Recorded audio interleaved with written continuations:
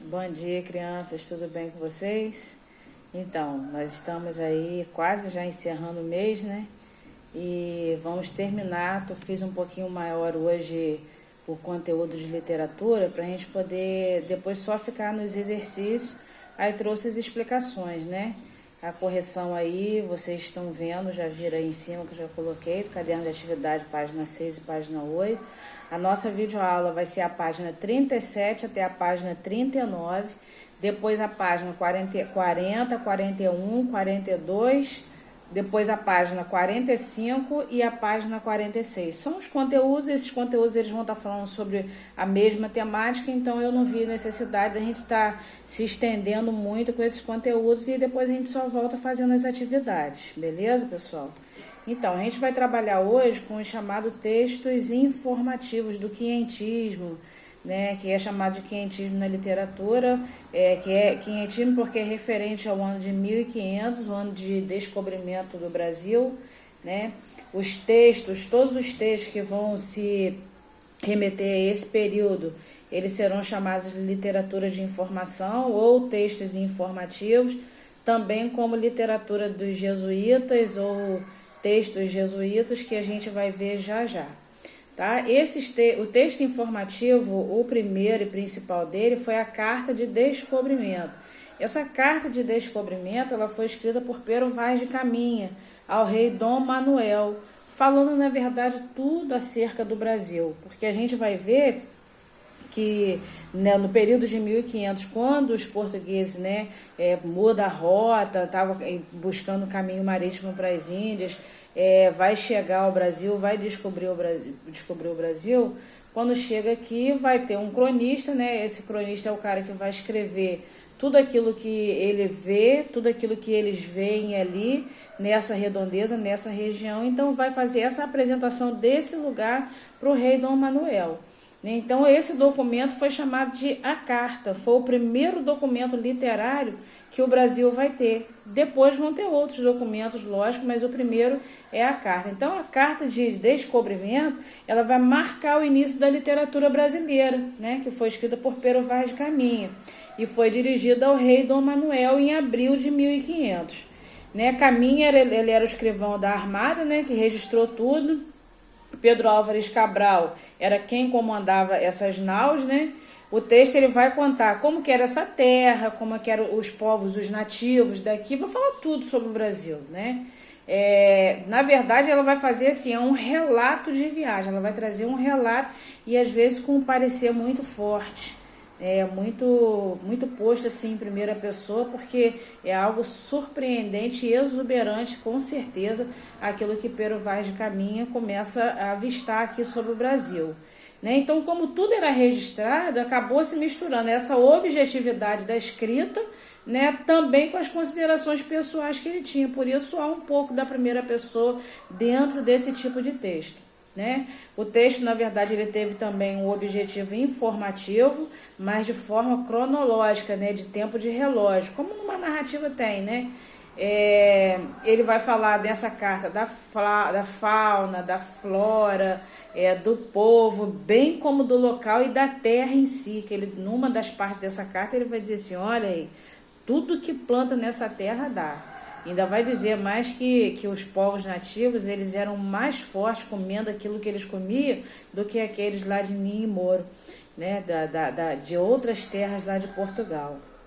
Então, nós tivemos essa carta que foi o primeiro documento literário do Brasil, foi a Carta de Descobrimento. É o primeiro documento literário que nós vamos ter acerca do Brasil. Depois vieram outros textos informativos que foram as crônicas. Engraçado que hoje a gente tem crônica que ela é baseada num fato real, mas não é real. Mas no passado, as crônicas elas eram reais, elas traziam as histórias da realidade e contava-se tal como ela era. Né? Hoje não, hoje a gente aproveita a realidade para criar as nossas histórias, que a gente vai chamar de crônicas, né? Então, outros textos também foram escritos, né? Texto de expedição, levantamento de patrimônio sobre o Brasil, diário de bordo, diário de viajantes, vários outros textos que foram escritos, né? Esses textos eles foram chamados de crônicas, né? E tem um grande valor histórico para a gente também. né, foram os primeiros escritos sobre o Brasil. Então, todos aqueles primeiros escritos sobre o Brasil, né, eles vão ter esse valor histórico muito forte. Né? As crônicas também foram os tratados da terra do Brasil, o diálogo das grandezas do Brasil e outros textos que nós vamos ter. Vou mudar aqui meu material. Isso. Outros textos que nós vamos ter que vão ser imprescindíveis para a gente conhecer hoje o Brasil como ele é. Entendeu? Nós só conhecemos de fato o Brasil conforme ele é por causa desses escritos. Por isso que as pessoas conseguem fazer o desenho aí. Por quê? Porque de tanto fazer a leitura, vai fazendo a leitura e você vai conseguindo construir um mapa, você vai conseguindo construir o local, como são os povos. Isso tudo vai acontecer dentro da literatura a partir do momento que você começa a ler essas crônicas e principalmente a carta de descobrimento. Né? Vai ser nesse período também que a gente vai ver as grandes navegações. Tanto portugueses quanto os espanhóis, eles foram importantes nessas conquistas também, das grandes navegações, né?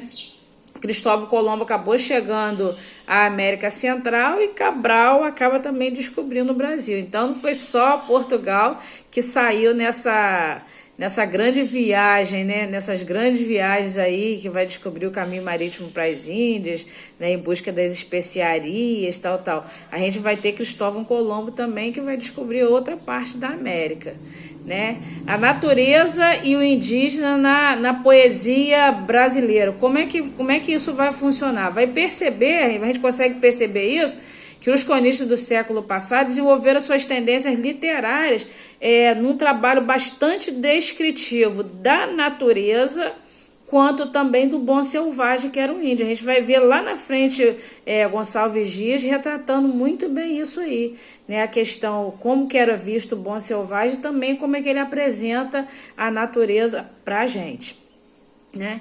E aí outra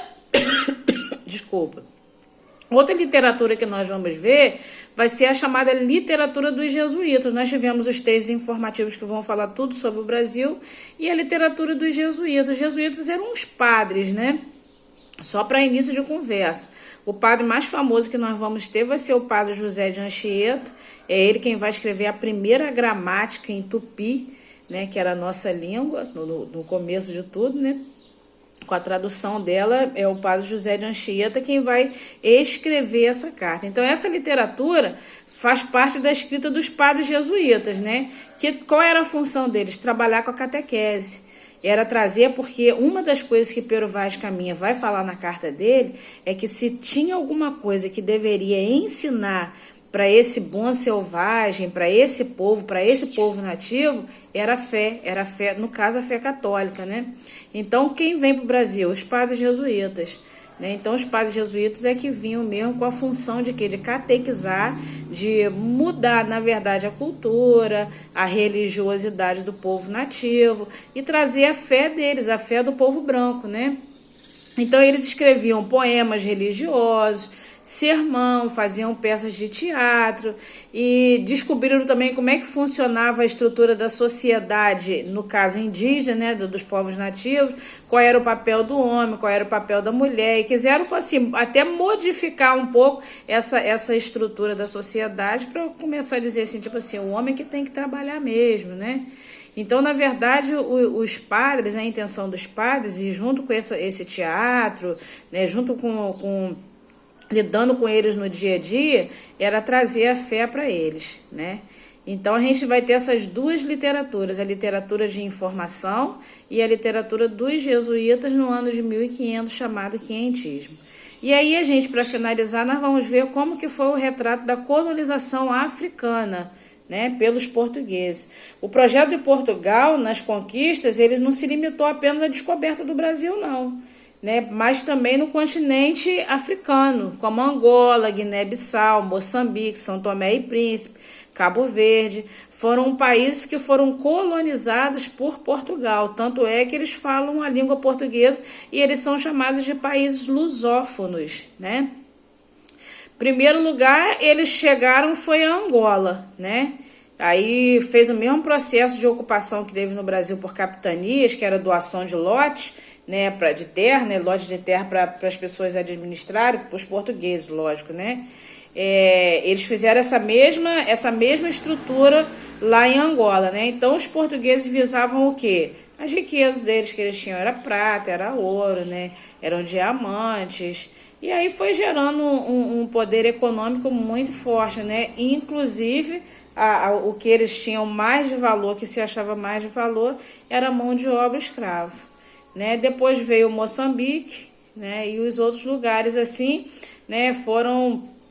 Foram sendo conquistados, né? Primeiro Moçambique, por causa do marfim, por causa das especiarias, das pérolas, e depois Cabo Verde, Guiné-Bissau, São Tomé e Príncipe para finalizar. Mas de tudo que eles quiseram e fizeram mesmo foi usar a mão de obra escrava, né? Na invasão, na retirada de negros, e no meio desses negros haviam príncipes, reis, e vieram, né, principalmente para o Brasil e para fora do Brasil também, para trabalhar como escravo, né? Então tudo é nesse mesmo período aí, nessa mesma época aí que a gente vai viver essa história.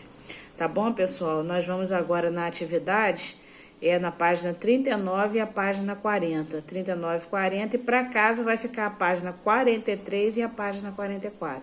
Mas eu já coloquei em cima para vocês, é só para relembrar, tá bom? Um beijo, até daqui a pouco.